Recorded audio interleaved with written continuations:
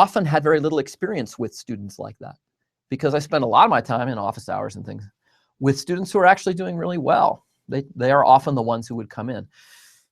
So having learning analytics available has enabled me to recognize, to see, to actually interact with more individual students than I had in the past. And it's helped me to learn from the experience of other students in the past.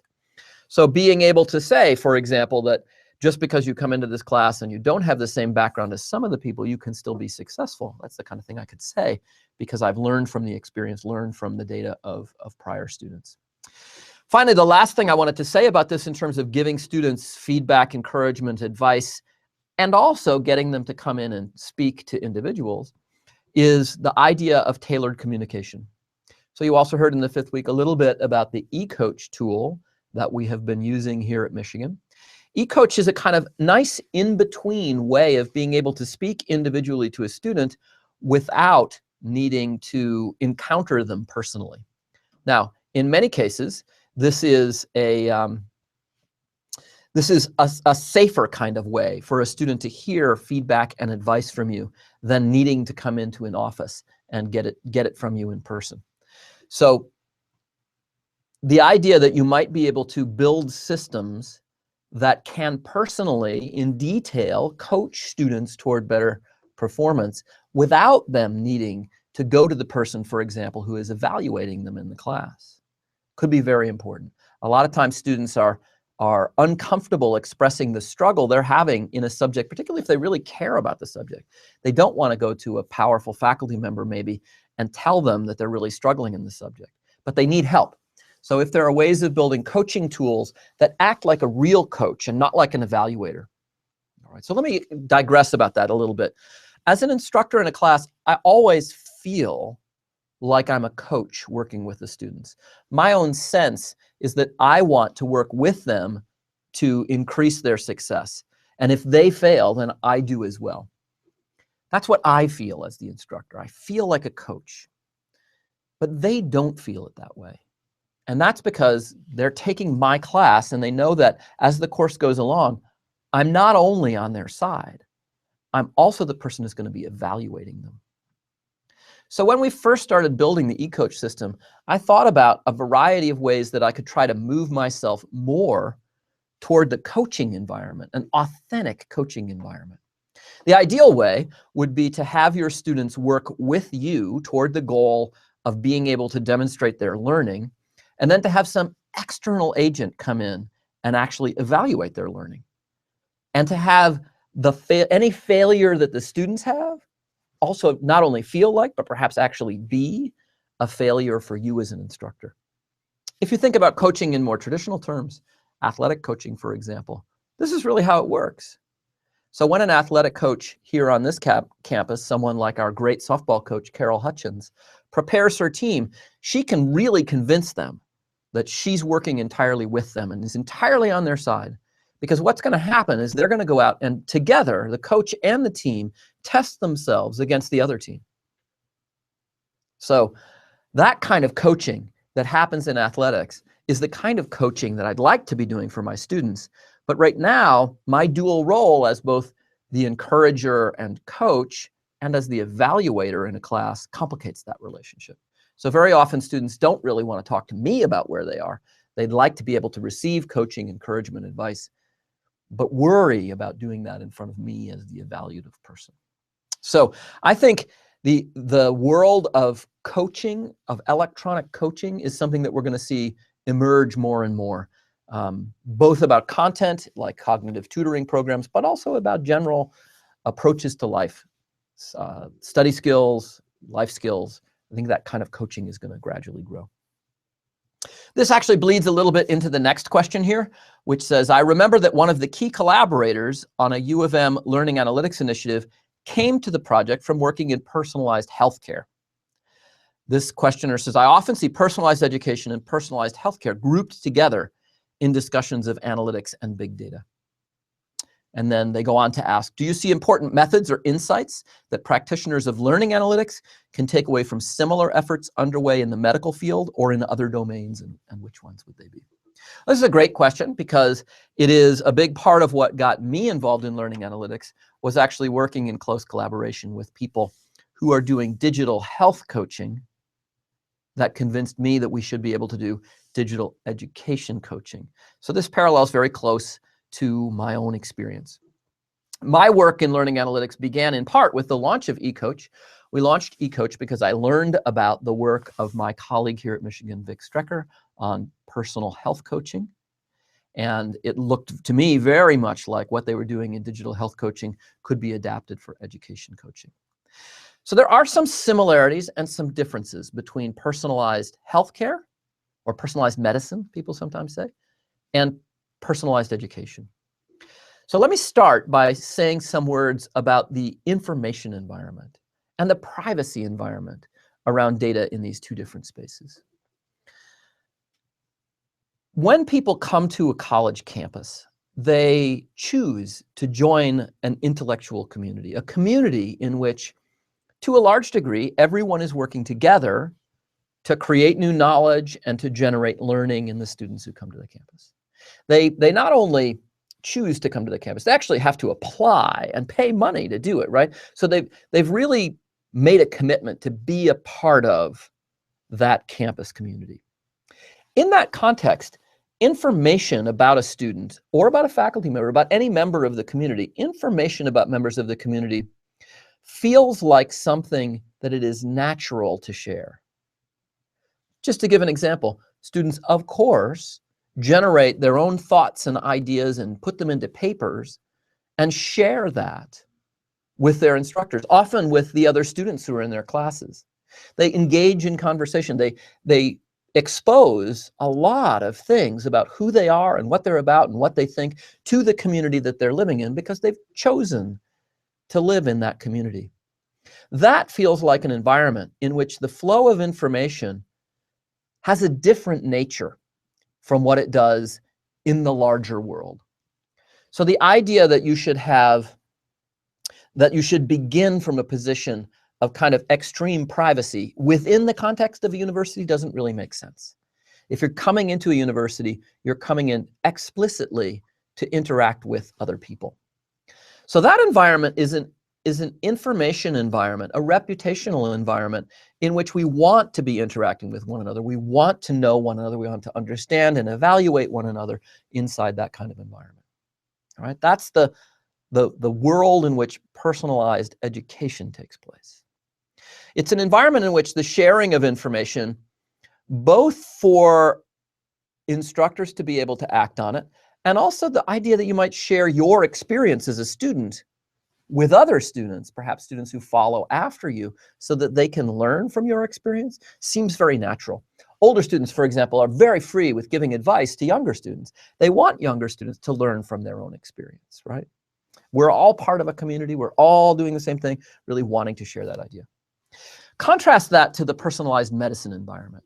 In personalized medicine, the data about your health circumstances doesn't feel like it particularly belongs to any larger community.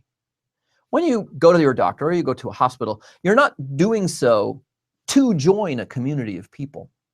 You're doing it to handle issues that are really your own personal issues. Now, that's not to say that people in the healthcare environment are not willing to share information. In fact, sometimes they do so in very dramatic kind of ways by participating in healthcare studies and things like this, even joining a random controlled trial in a circumstance where you might get the treatment or you might get a placebo, right? I mean, many people to share information.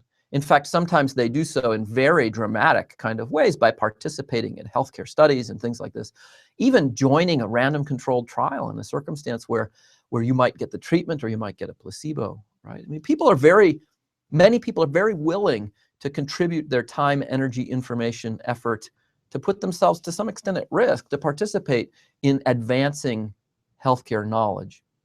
But most of the time, when someone goes to the doctor and has information about them that they're willing to share with their doctor, they're not generally imagining that they're sharing that information with any larger community.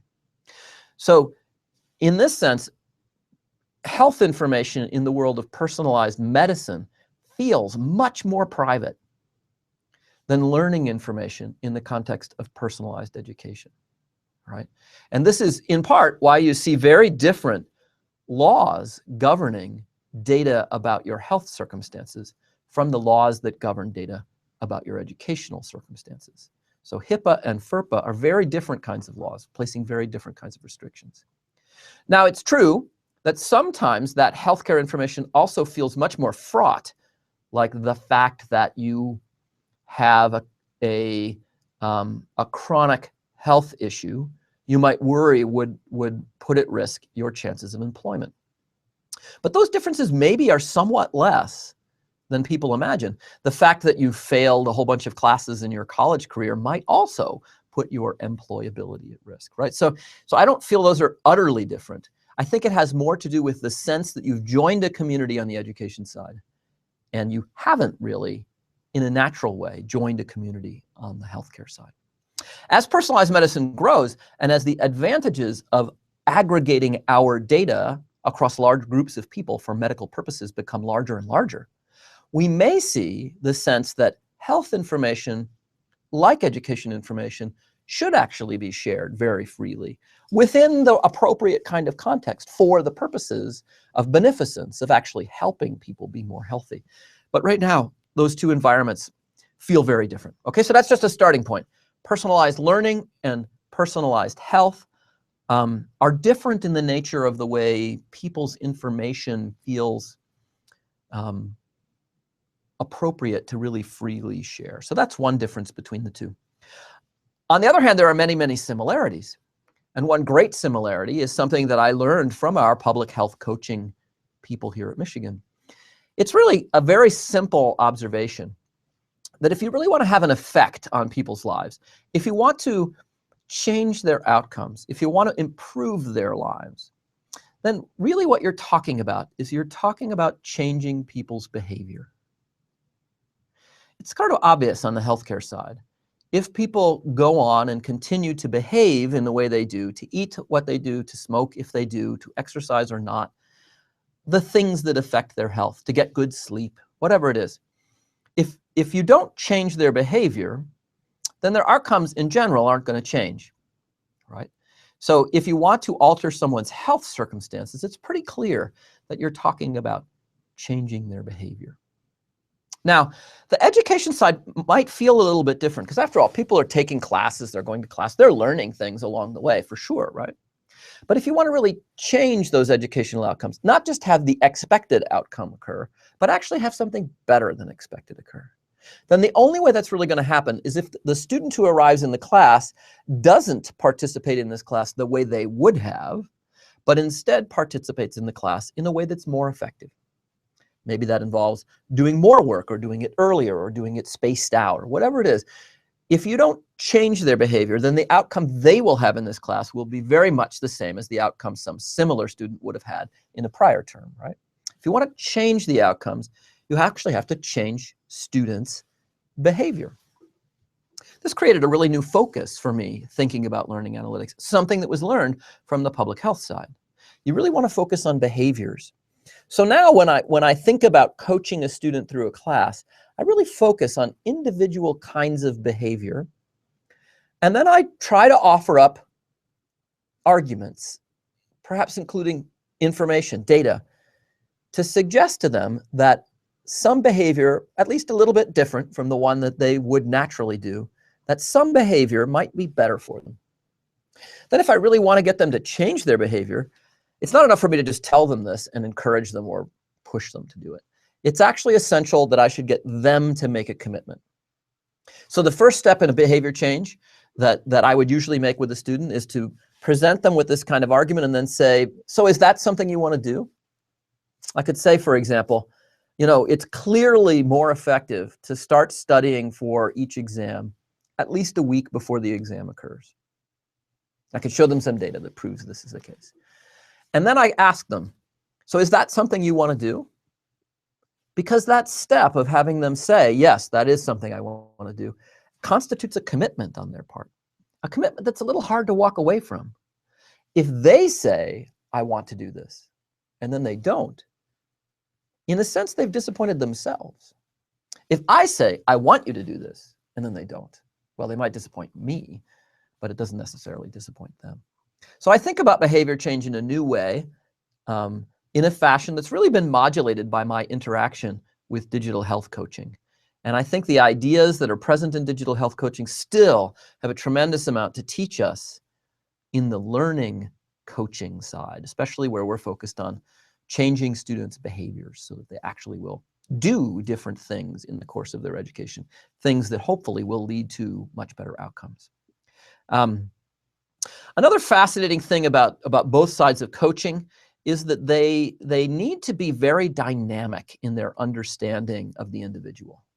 So it's sort of obvious that in the healthcare side, people's state changes, sometimes quickly, sometimes slowly. So it may be that state has to do with your blood pressure or your weight or your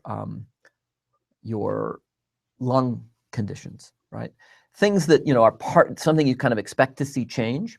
So the doctor, of course, needs to be paying careful attention to that kind of change. The same kind of thing is true on the learning side. Sometimes we think of our students as much more static than they really are. I think this is partly because we do so much measuring of outcomes and aren't thinking as much about measuring growth as we should be, right? So we think of a student as being labeled with test scores that they got before they came to campus, and being labeled with grades they got in their first semester, and grades they got in their second semester, and grades they got in their fourth semester. Those grades don't change, right? So then we kind of think of the student as not really changing. What we need to do is get to a point where we understand the student as a much more dynamic thing, as a person who is deeply connected across the campus or not, right? As a person who is working steadily and regularly or not, right? With a much more kind of live picture of the circumstances of the student.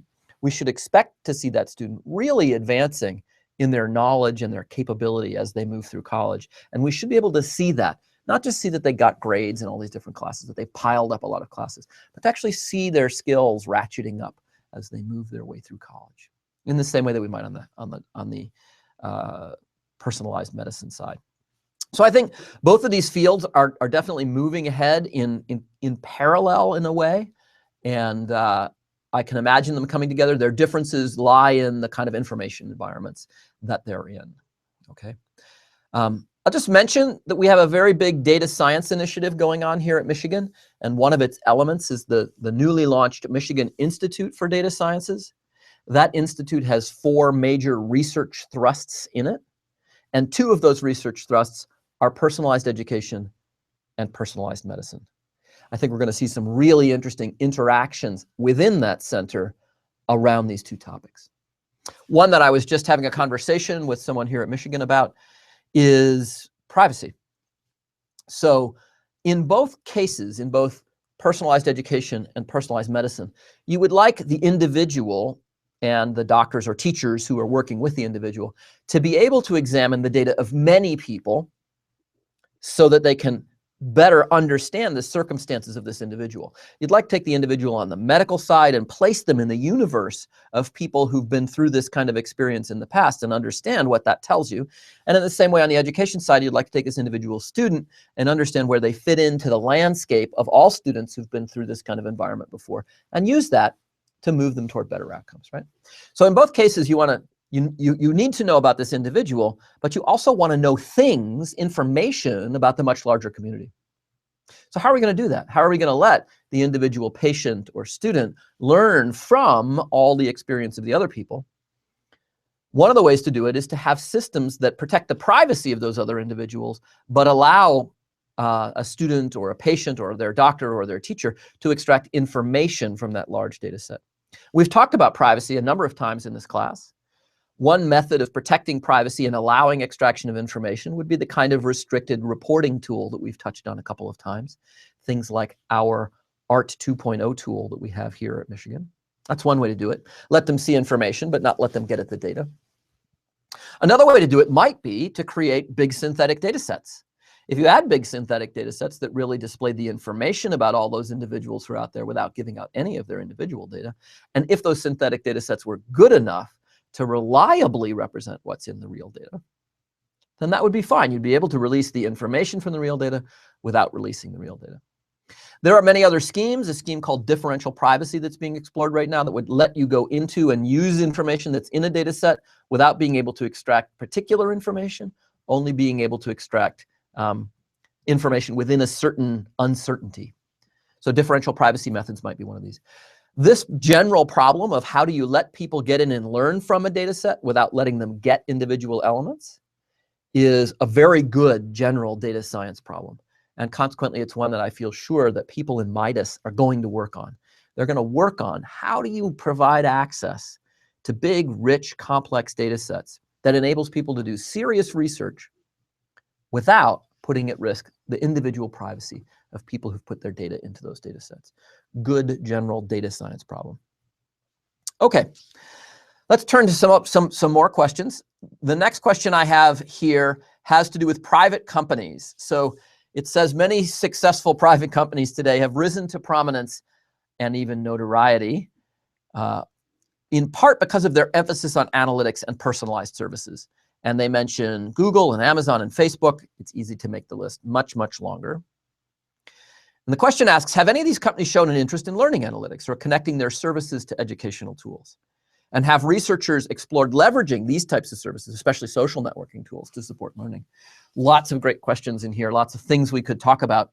Let me first say that there has been quite a bit of interaction between companies like this and people thinking about learning in a bunch of different ways.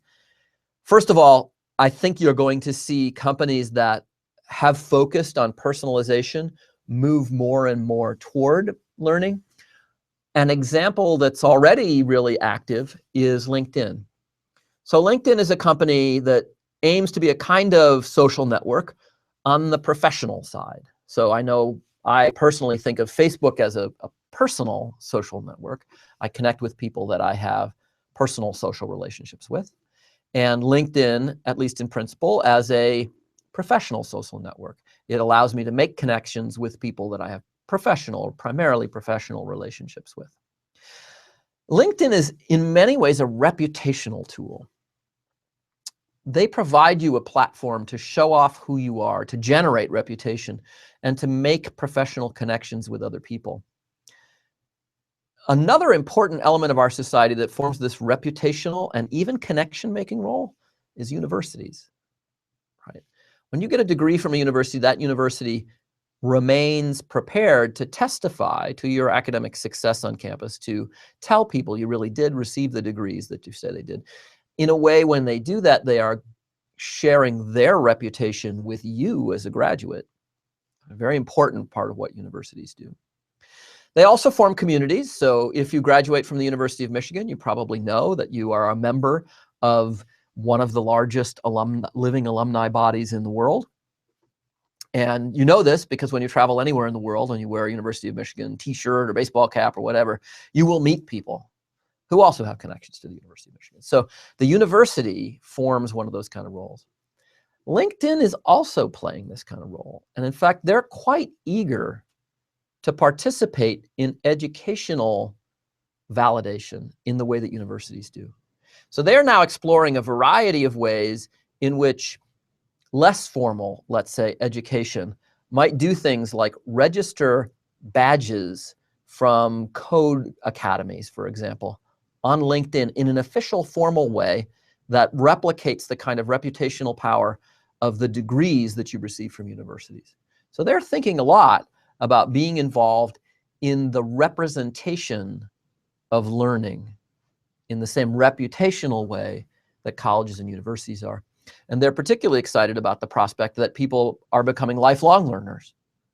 So if you're a lifelong learner and your university that you went to for 4 years when you were a young person isn't participating in lifelong learning, then you need someplace else to validate the learning that you have. And companies like LinkedIn would very much like to be that. They would like to be able to claim more of that space. So they're thinking about doing it. It's also true that that kind of lifelong learning is a rapidly growing market. So a lot of the companies that emerged to do things like make MOOCs, like this one, were originally thinking about getting involved in residential education, but now see that a lot of their future might be in educating people after they leave the natural age and natural environment for studying with universities, right? So right now there's a big open space of adult learning, which is not being well filled by universities, and that a lot of new kinds of organizations are coming into. You see this with code academies, you see it with companies like Udacity moving away from training that would replace universities and focusing on training for corporations or for disciplines, so that as fields evolve, particularly technologically, there will be more and more ways for people to obtain that kind of training in a way that maybe gets validated and put into a tool like LinkedIn. There are, of course, a lot of companies that are focusing also on tools that support students, at least, and that in the natural course of things generate a huge amounts of data and potentially can be part of learning analytics. So many of the early online homework systems are now companies that supply online homework kind of functionality to students on campuses and universities and colleges. There are tools like conversational tools like, what's it called? I can't remember the name. There are conversational chat room tools that people are using to plug into their classes. And they generate a tremendous amount of information about what students are saying to one another, who's using it when, how much are they using it, who are the thought leaders in the class and who aren't. And that data may or may not be shared with the universities that contract to use these tools. So there are a lot of companies thinking about it. It's a big, education has always been a giant market. Many of the early homework systems were quickly bought up by publishers like Pearson and McNeil. So yes, there's a lot of commercial activity in this space, as well as activity in and on our campuses. And it will be really interesting to see how that evolves over the coming years. There was also a question here about whether and how social networking data might be used to inform learning. And this is something I think is really interesting. I've mentioned a couple of times in this class things about the networks of connection that students have. We all have a strong feeling that those networks of connection are an important element of a student's education, that who you are connected to, how you are connected to those people, what is the nature of your interaction with them, really has a big impact on the undergraduate experience or the graduate experience. Many of those interactions and connections are currently absent from our data. So there are some places where we see people connect and we can get a good record of that. A simple example is course co-enrollments. So we have done some work on course co-enrollment networks here. But those don't necessarily feel like the most meaningful ones. Just to give a simple example, course co-enrollment must mean a very different thing if the course you're co-enrolled with someone in is a seminar of 18 students or a statistics class of 1,800 students, right? In one case, you probably do have some reasonable connection to this other person. At least you've had some opportunity to learn from their voice and their experience. In the class of 1,800, you probably have no connection to them. You probably wouldn't recognize their face. You don't know anything about them, right? So the only intellectual connection then would be through the class itself. So you experience the class, so did this other person experience the class. But there's no direct human-to-human connection, just through the course, all right? So we would like to know, who do you really interact with in the most substantive ways? Who are those people? And what is the nature of those interactions? So there have been some researchers who have gotten access to students' social media data through tools like Facebook. Here on this campus, there was a group of researchers in the School of Information who just requested from students at the beginning of the term access to their Facebook social network information. Those students agreed to provide that access. And so the researchers were then able to get some window into the social network of those students. And then they were able to explore, were there relationships between the general properties of those social networks and general student success, or were there any specific kinds of connections that seemed to be important? I would say most of that work at this point is very primitive and early stages. It is interesting, intriguing, but I think the data at this point is not adequately rich to really be able to address the questions that we want to address. This might be a really interesting learning exercise for a campus community to really kind of go after in a coordinated way. So imagine that on your campus, you decided, we think human connection is really important, and that we want to know more about who's connected to whom. Perhaps you would build a tool or a set of tools specifically designed to try and measure human connection, right? Held in private so that it wouldn't have people feel like they were exposing everything about themselves. Just a way of recording kind of human interactions. It might pull a lot of things automatically. For example, when people make appointments to see academic advisors, a record is left of that. It's just not really used very extensively right now. When students attend classes, there's a record that they actually attended the class, right? So you could begin to get a portrait of where people are. On many campuses, wireless internet services actually provide geolocation information that can be used to tell who is going where and what they're doing. In other campuses, it's card swipes that let you into buildings and things like that. So you can imagine building out a data set that provides a richer measure of who might be physically proximate, who might be themselves registering an interaction of some kind. You could create a tool that enables people to do that in a pretty easy way. So there's lots of possibilities in this space. I think it's a great area for learning analytics research because I really do feel that it's very important, the network of support and interaction that people have. It might be that the best way to do such a study would be to design it so that you're really explicitly asking people. You could be asking instructors, who are the students with whom you have strong interactions in this class? You could be asking students, who are all the different kinds of people that you interact with in the ways that we want to study in this study? And we might focus, for example, on academic or intellectual interactions and say, we don't need to know about your purely social interactions because we want to focus first on academic ones. It's a very difficult data challenge. Human interactions are not something that we automatically capture everything about. So I'd be really curious to see what people would surface if they started doing these kind of studies. So we have a little comment that came up on the side about the Snap tool, which is a neat conversational networks tool. It's a visualization tool that you can apply to something like a chat room record, right? So if you have a lot of conversation happening among individuals, it lets you visualize what that looks like. That kind of environment, a chat room environment, is a good one for this because, of course, people are actually leaving a record of who talks to whom, who responds to which messages, how often are they on there, when are they on there, all those kind of things. It's a pretty prescribed environment, but it's a very cool one. So I think that it may be a good space to go. I should say there are other forms of interaction that, if people participate in them, leave good records. Twitter is an example of that. I know Twitter has an API that allows people to get at lots of information about who is saying what and to whom. I know this in part because my daughter is a PhD linguistics student and she does a lot of her research on what people say and how on Twitter. So there are lots of opportunities to do research in this area. I don't think we have a very clear understanding of how to connect that in a very practical way yet to learning analytics, but maybe we'll get there. All right, maybe we'll get there. Okay. Next question asks, while we've been mostly focused on learning analytics within individual courses, the insights from this type of inquiry certainly have ramifications all the way up the administrative ladder at any institution.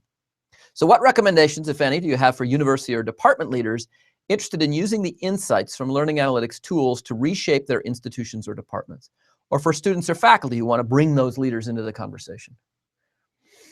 So what we've been doing a lot is looking at the information inside individual courses and learning things about what is happening in those courses, first in the aggregate, but then splitting students out into different kinds of students.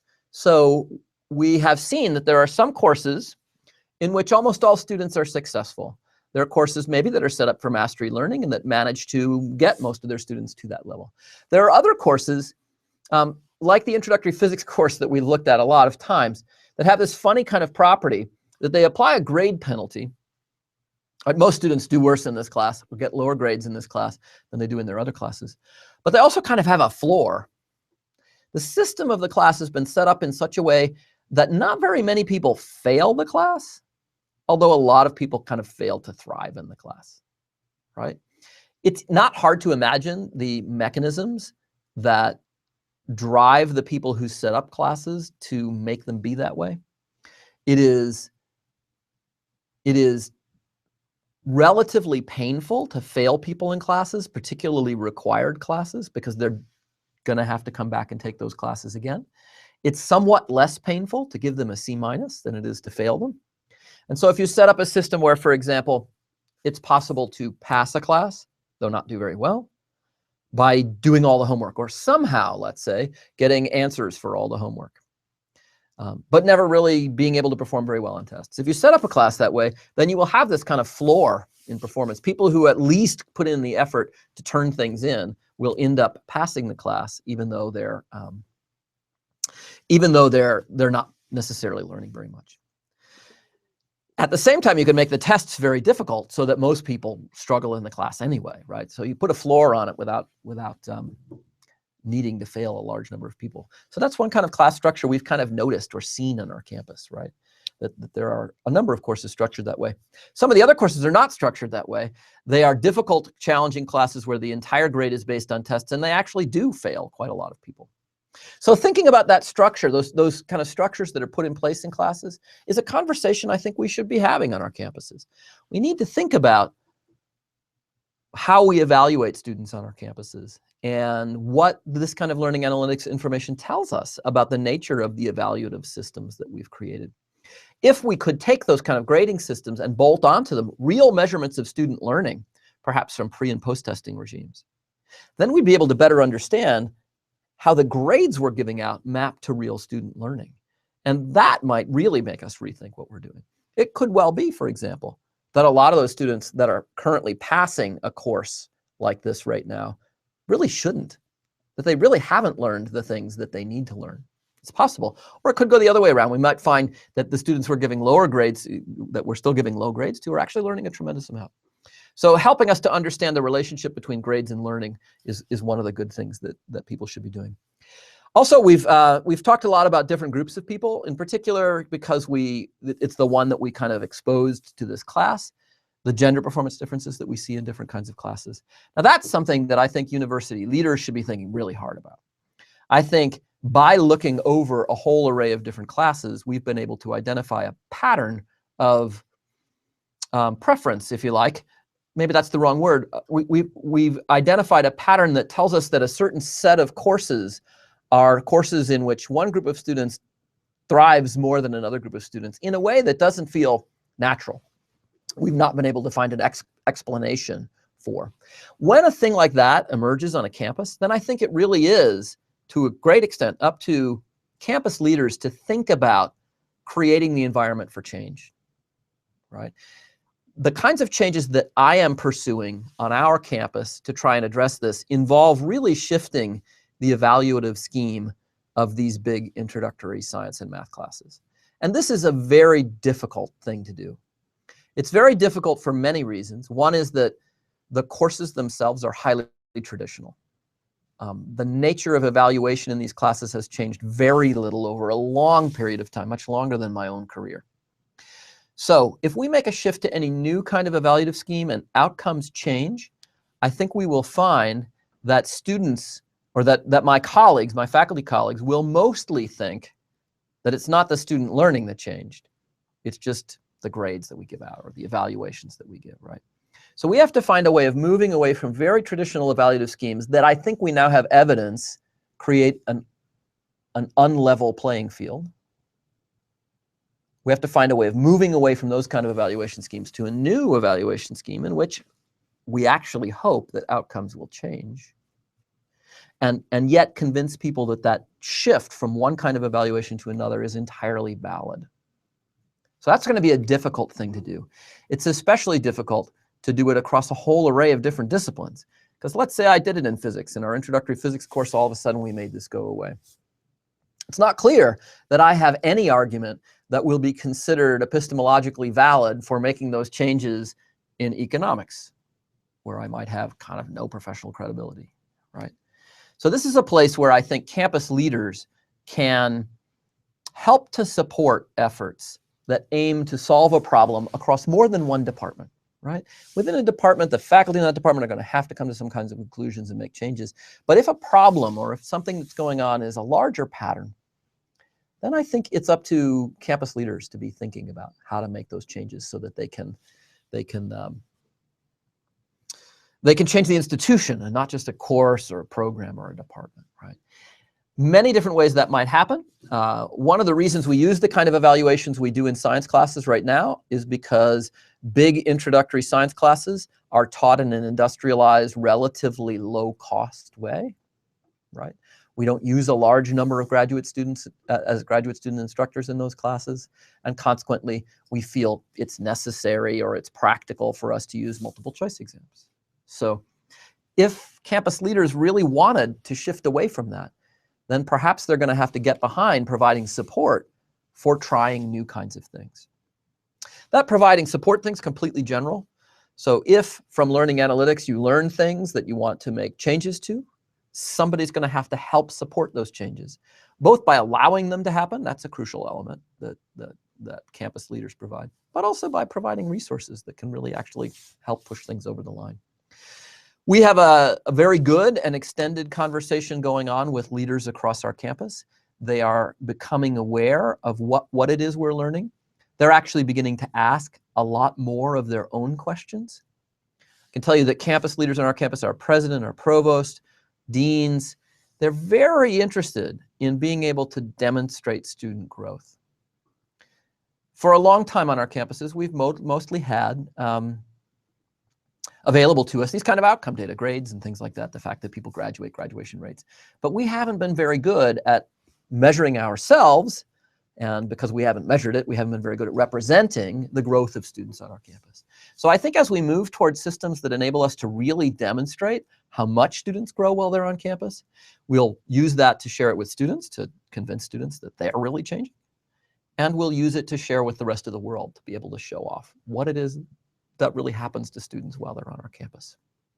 One of the first targets for that here at Michigan, is, just simply because I think it's practical, is to be able to examine the enhancement in a student's ability to write while they're on campus. So we have always had a model in our mind that students are advancing steadily in their ability to write during the time that they're on campus, but our measurements of their ability to write have always been local. So we teach a first-year writing class, and we see how students write in that first semester that they're on campus. They might be writing in courses in their sophomore year and in their junior year, and in their senior year we have an upper-level writing requirement which every student on the Michigan campus must meet. So in each of those environments we evaluate their writing. But it's very hard to put those evaluations, those local evaluations together to say, well, you know, they got a B in their first-year writing class, but they got an A in their upper-level writing class. That doesn't mean that their writing got better, right? It means that in the local comparison where that was made, they were given a B here and they were given an A there. Very hard to use those grades to see the growth of writing. But now imagine that we lived in a world in which every paper they ever write is turned in online. So a digital version of them remains. As we come through toward the end of the time that a student is on campus, we now have a rich corpus of that student's writing, extracted from all the different places where they wrote during the time on campus. There are many ways we might address such a corpus of writing. We could go in and evaluate it as a set of humans, now able to see the whole thing, looking at early writing, looking at late writing in the middle. Or we might begin to apply natural language processing tools, which are able to explore the complexity of student writing to understand certain aspects of the argumentation style that they use and so on. And be able to look and see, is it true that for all of our students, the sophistication of their writing very clearly, visibly improves during the time they're here? That would be a really great thing to be able to show. So I focus on writing in this example because writing is something that we do in many, many classes. It's also something that we expect to see advance significantly during the time they're on campus. I'm also almost 100% sure that writing actually advances for our students on campus. I've worked with a lot of incoming freshmen. I've worked with a lot of senior thesis students. I've seen that kind of thing happen, okay? So writing really does improve as students are on campus. I think it presents a great target for us to measure that. I'm pretty sure when we do this, we will find that the improvement that students experience in their writing is very strongly related to how much writing they do, right?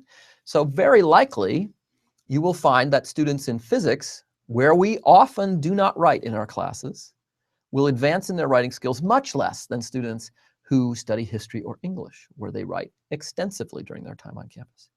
And that's another example of a place where learning analytics might drive us to think about changing our curriculum. There's no doubt that any physicist you speak to would say that the ability to write well is an essential element of being a successful scientist. I, at least, would say it at several extreme levels. The first is that if you can't write about what it is you think you understand, you don't really understand it.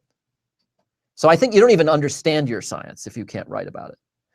But there's also a very practical side to it. If you can't write proposals, you'll never get grants. If you don't get grants, you'll never do research. You can't really advance as a scientist when you're doing this. Okay? So writing is one example of a way in which I think campus leaders might want to look at how students advance. In general, I think they want to be asking their community, raising questions for their community about equity on campus.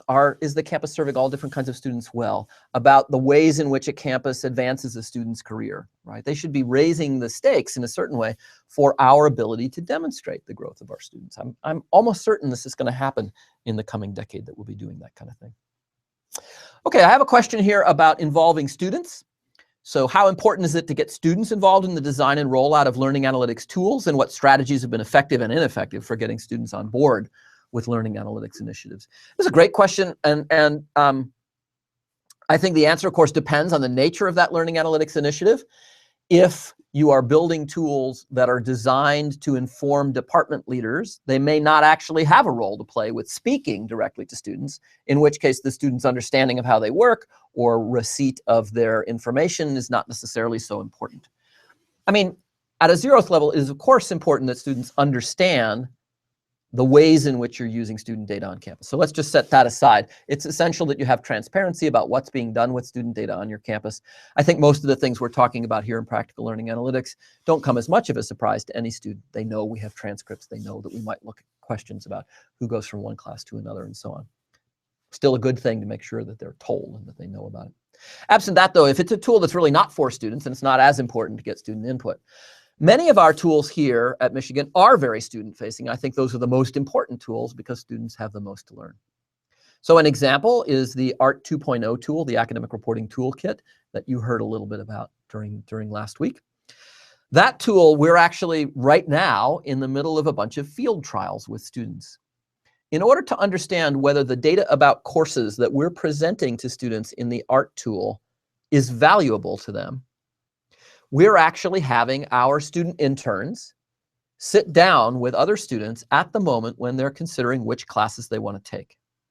Their job is to work as kind of high-tech anthropologists, to watch students use the tool and see what they learn from it, to ask them to think aloud about it, to talk aloud about it even, right? To say what it is they're thinking when they're looking at the tool, so that we can begin to understand how students interpret what's put in front of them, to see whether there are things they want to know that are not put in front of them, or whether they perhaps misinterpret some of the things that we've tried to tell them.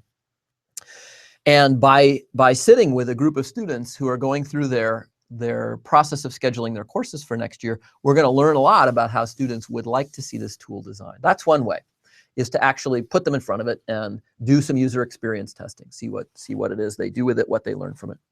Another approach that we've taken here is to actually invite students into the design and construction of these tools, and that's happened at a bunch of levels. Our Digital Innovation Greenhouse, where we're building these tools, has 10 student interns already working for it. These are primarily graduate students, but some undergraduates as well, drawn from our School of Information and from our computer science programs, mostly, some from education as well.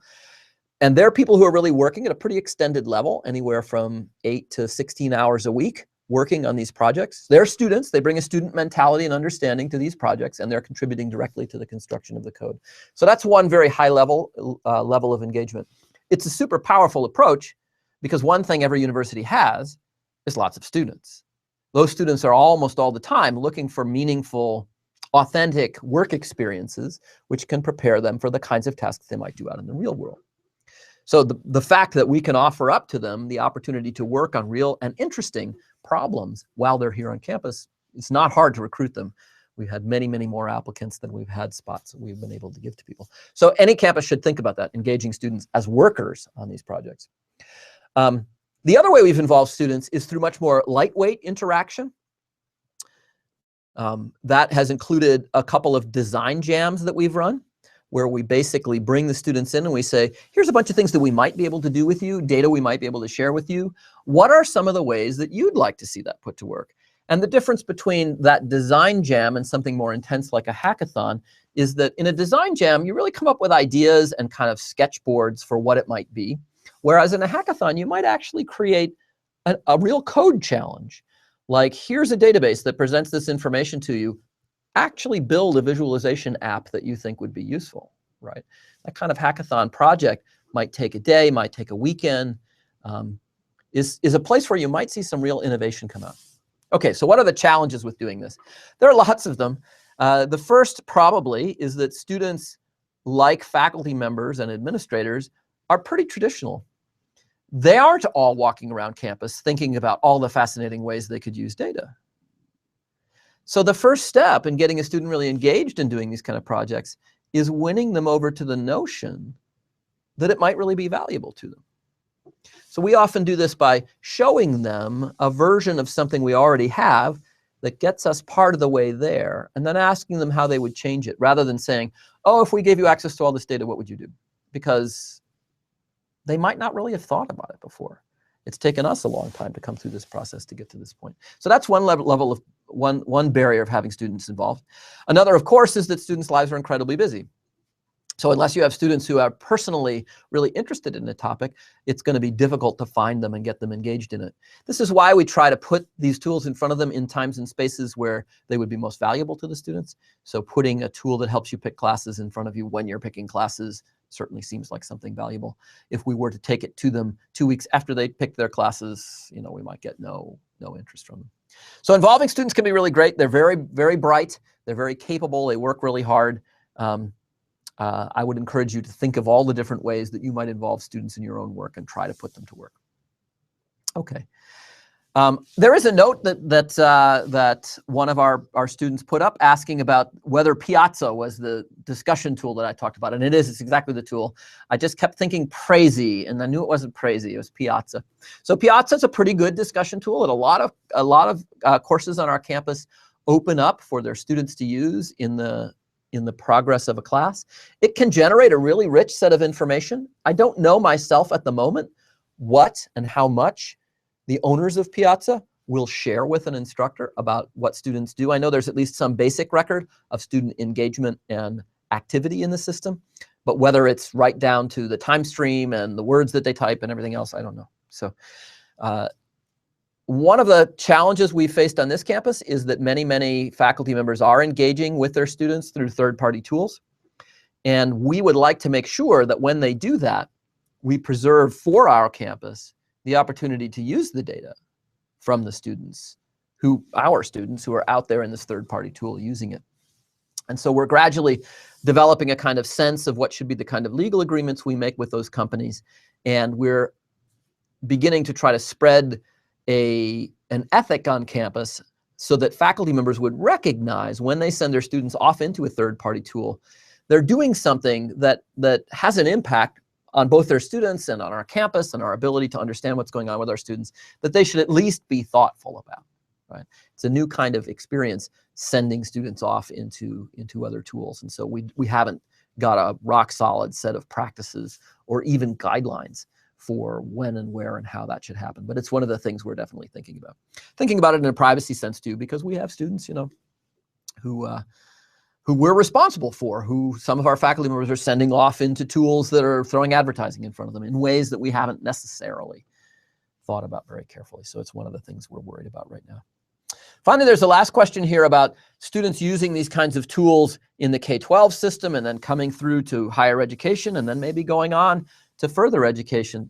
And this is a really interesting space. I think we're getting to the point where we're starting to see that we might have a system that enables maybe the individual to gather their own education portrait through the whole time that they're going through their life, really. Right? I mentioned earlier LinkedIn wanting to claim some of this space. So maybe what's going to happen is that we'll gradually develop the mechanisms that enable the individual to draw what they want to from their K-12 education, from their college education, from their postgraduate education and accomplishment, and form a portrait of themselves that evolves with them. They could then share that portrait as they choose with people who might be able to put it to use. So, okay, that's it for this week's Practical Learning Out